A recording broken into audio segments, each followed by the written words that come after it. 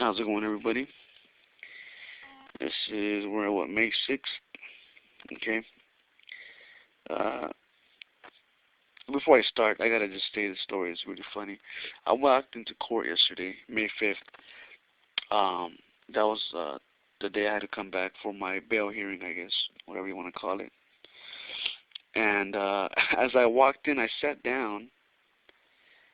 Actually, no, I went up to the bailiff and I gave him my ID, my driver's license, and I sat down. And the judge looks at me and he stutters. He's in the middle of talking about, blah blah blah, like, trying to say all these rules and stuff, that how to make things go faster. You can only plead guilty, not guilty, no contest. And he looks at me as he's speaking and he just stutters. Like, he actually had to look away from me to catch himself and get back on track. It was funny in the sense that I realized that this guy remembered me, okay? Well, it was a commissioner, so this commissioner remembered me, and I have to be honest, okay?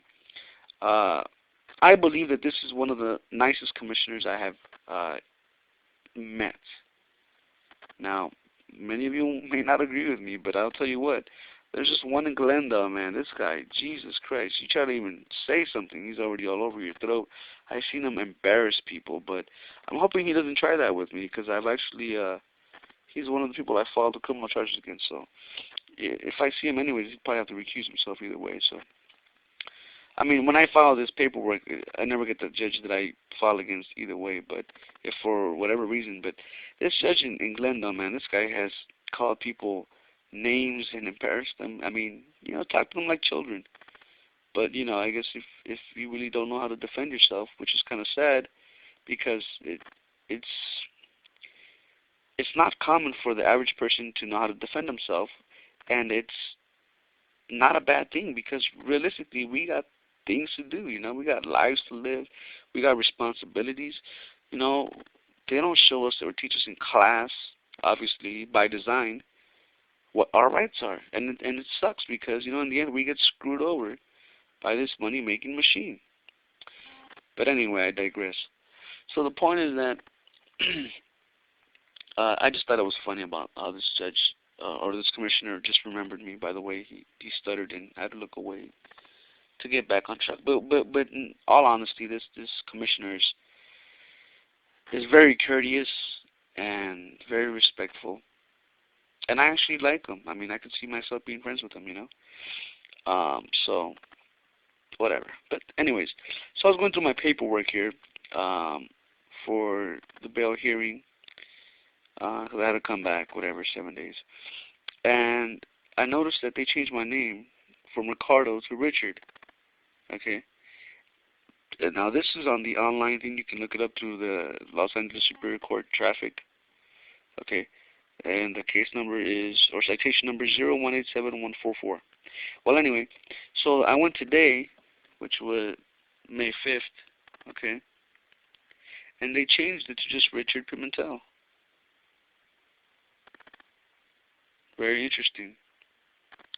Now, I think I stumbled onto this little dirty trick that they do, okay, or I believe that they do, on accident when I was looking through this stuff, because, you see, the reason why I believe they do this is so people can open their mouth and put their foot in it, okay? Oh, that's not my name. My name is blah, blah, blah. And there you go, becoming the what? Defendant. See that? I don't know if you can see it. See? But see, they don't put Ricardo Antonio Pimentel Jr., capital and lowercase, because that would be me. They have no jurisdiction over me. Like the commissioner stated, we have jurisdiction over the case. Well, he's right about that, and that went over my head. But guess what? That ain't going to happen again. I mean, the more I go to court, the better I get at this, the more efficient I get. The more I learn. Hey, I got 12 more tries, for crying out loud. Couple in Glendale, couple in LA. And that's not like I go driving around trying to get them on purpose. It's just, hey, well, you guys see, I record it, But anyway, so I think they do this on purpose, so you can say, hey, that's not me, this is me. And then they'll correct your name, whatever, and then that's me right here on paper. When in fact, you're actually not here. It's an impossibility. You're not a corporation, okay? At least that's what I believe, so hey. None of this is legal advice. If you want legal advice, go get an attorney. How about that? So yeah, that's one of the tricks I think that they use, and it's funny because I saw the judge, the commissioner today, and it hit me too. I was just watching because I was there for like a couple minutes before they called my name and said, "Sorry, you don't get to have fun today."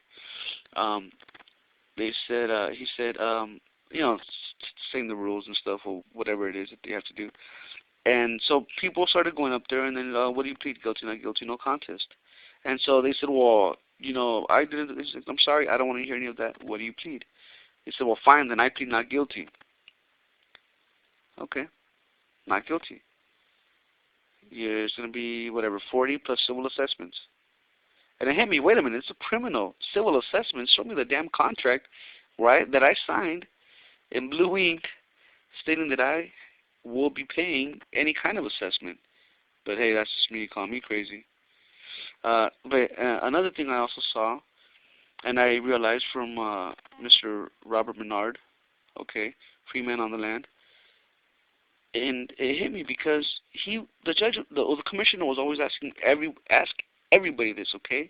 This is why a Supreme Court judge stated that almost everyone in jail is there voluntarily, and I'm realizing this now because they use words, and these words they use against you, especially if you have no idea what they mean. He would ask people, he would get them all excited, by being rude in the sense of not being rude really, but just, cutting them off. I'm sorry, I don't want to hear any of that. What do you plead? Well, I plead not guilty. Okay, fine. Sometimes he would say, what do you want me to do? When he would get them really mad. Well, I want to plead not, I want to go to court. I want a trial date. I want to go to trial, whatever the case. I remember this female said. He says, okay, fine, I'll give you trial. You see, you're giving the judge an order, okay? What's he going to do? Here's your bill. You go to a restaurant. Can I take your order? Sure. Okay, thank you. And what do they give you? Here's your bill. Okay, I believe we can do the same thing. Next time an officer stops me, and this is a little heads up if you're an officer, especially if you're a peace officer and you're over here stopping me for nonsense, guess what? You're going to give me an order. Let me see your driver's license, registration, proof of insurance. Excuse me, wait a minute. Is that an order? Sure is. Okay, well, here's my fee schedule. Thank you very much. It's my private property. I'll let you borrow it. I charge around $2,000 a minute. Still want it? Yep, thank you. Here's the contract. Why not? See, you give that judge an order. And just pay attention, okay? Next time you guys go to court, pay attention to what the judge asks. He doesn't tell you anything. He asks, all I want to know, he says, is letting you know what he wants to know, okay, is guilty, not guilty, no contest. But when it comes down to him talking to you one-on-one, okay, because he says that when everybody's sitting down, so he's just talking out loud, not talking to anybody, really. He says, well, what do you want me to do, sir? Or what do you want me to do, man? Or what would you like to plead? See, what would you like? Want? Not what do you have to, or you better, or I'm going to put you in jail, or I'm going to put you in... It doesn't say any of that, because it's all voluntary, people. Wake up. Jesus Christ. Hopefully you guys enjoyed this, and I'm sorry for rambling on, but just a little something that I think that most people aren't realizing. So, hopefully it'll help you guys wake others up. All right, you guys have a good one.